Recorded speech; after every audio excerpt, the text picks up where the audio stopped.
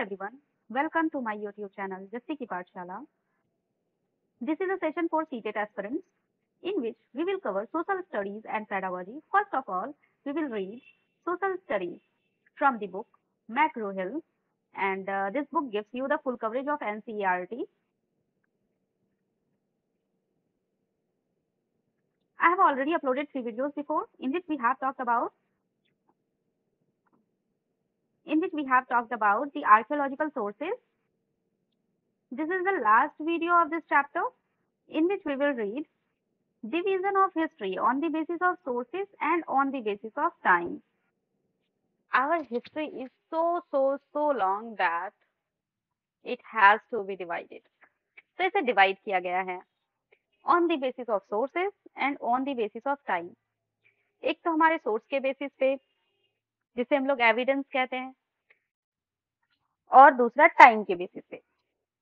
First of all look division on the basis of sources. Sources के basis पे देखते हैं डिवीजन.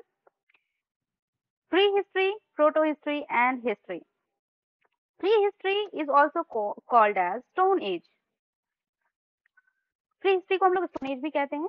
इस टाइम पे राइटिंग इन्वेंट नहीं हुई थी, इस टाइम पे रिटन एविडेंस नहीं मिला था. तो हमें कैसे पता चलता है प्रीहिस्ट्री के बारे में? The evidence of there we had found millions of stone tools, figurines, paintings, footprints. तो हमें इन सब से पता चलता है प्री हिस्ट्री के बारे में. बहुत सारे स्टोन टूल्स पाए गए हैं. स्टोन टूल्स का इवोल्यूशन भी पाया गया है और इसके बारे में हम लोग डिटेल में पढ़ेंगे. और पेंटिंग्स उस टाइम के कल्चर्स के बारे में बताता है. Protohistory written evidence is available. इस टाइम पे रिटन एविडेंस अवेलेबल हैं but it has not been deciphered. मतलब इसे पढ़ा नहीं जा सका, इसे पढ़ना थोड़ा मुश्किल था. और इस टाइम का एग्जाम्पल क्या है? Indus valley civilization. Indus valley civilization के बारे में हम लोग बहुत कुछ जानते हैं बट इसमें रिटन एविडेंस जो भी मिले हैं उसे अब तक पढ़ा नहीं जा सका है. उसके बाद है हिस्ट्री.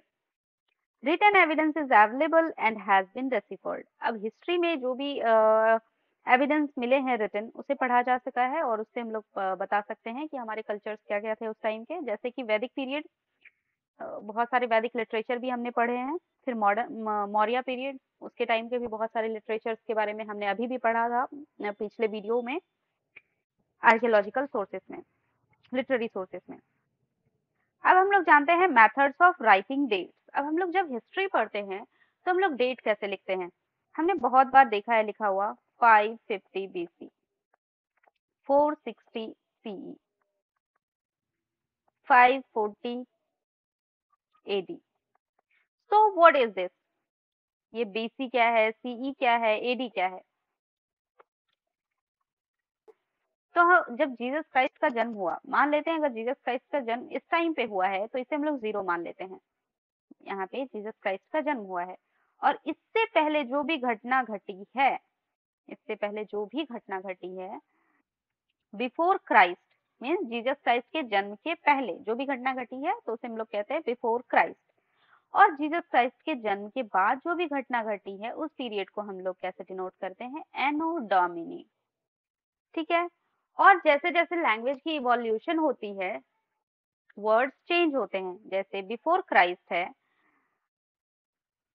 और एनो डोमिनी है तो हम लोग एनो डोमिनी की जगह पे अब हम लोग क्या यूज करते हैं? Common era. Anno Domini use ना करके हम लोग क्या यूज करते हैं? Common era. और बिफोर क्राइस्ट हम लोग ना यूज करके उसकी जगह पे हम लोग क्या यूज करते हैं?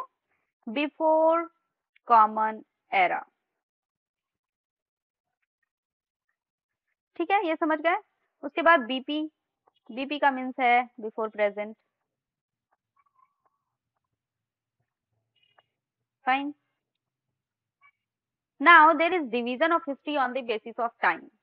अब हिस्ट्री का जो डिवीजन है वो टाइम के बेसिस पे कैसे हुआ है? Ancient history, ancient period, medieval period and modern period. And we all are very well introduced with the word ancient, medieval and modern. अब ये है प्री हिस्ट्री और इधर है history. History is divided pre history and the history. Pre history में क्या क्या हुआ? Paleolithic age. Paleolithic age is also called the stone age. जिस टाइम पे जो पीपल थे वो हंटर एंड गैदरर थे। फिर है न्यूलिथिक। इस टाइम पे एग्रीकल्चर स्टार्ट हुआ, begins of agriculture. Metal ages, इस टाइम पे न्यू न्यू टूल्स का इन्वेंशन हुआ, and this is the time when invention of writing happens. इस टाइम पे राइटिंग का इन्वेंशन हुआ। Ancient, ancient period is also called the origin of human civilization और bronze age begins। Middle ages, जिस time पे जो battles चल रहे थे, जो राजा महाराजा की कहानी हम लोग सुनते हैं। फिर modern ages and contemporary. Contemporary is from 1945 to present. Modern ages Aurangzeb से 1947 तक के एरा को कहते हैं। एक बार यहाँ देख लेते हैं। Ancient period, ancient period stone age से हर्षवर्धन के टाइम तक। Medieval period, Rajput period to Mughal period. Rajput period से मुगल पीरियड, जब period. Modern period from the death of Aurangzeb of India's independence to India's independence. तो औरंगजेब के डेथ के बाद से इंडिया के इंडिपेंडेंस तक के सफर को हम लोग मॉडर्न पीरियड कहते हैं। In the middle of 19th century, 19th century के टाइम पे जब ब्रिटिश इंडिया में आए थे, तो इंग्लिश हिस्टोरियंस ने हिस्ट्री को 3 पार्ट में डिवाइड किया था। Hindu, Muslim and British. Hindu 712 AD से पहले हिंदुओं का राज था इंडिया में, कभी कोई मुस्लिम इंडिया में नहीं थे। और उसके बाद 712 में Mohammad bin Qasim invaded India and conquered Sindh province. और इसके बाद से बहुत सारे मुस्लिम आए, जैसे कि मोहम्मद गजनवी, मोहम्मद गौरी, और फिर इन्होंने रूल करना स्टार्ट किया। फिर मुस्लिम रूलर्स ने most of the region of India में रूल करना स्टार्ट किया। आफ्टर दैट मुस्लिम के बाद ब्रिटिशर्स आए।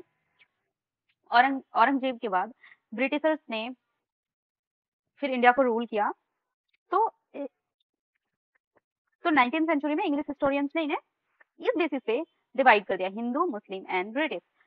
लेकिन बहुत सारे हिस्टोरियंस इसे डिनाई कर दिया and said this division is not acceptable. Why the historians denied this division?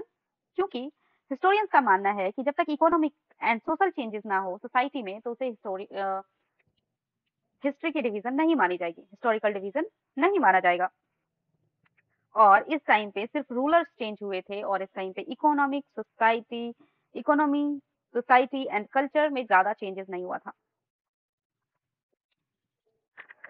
Okay, this is all about today's video, and this is end of this chapter. In the next video, we'll start the new chapter. Thank you all.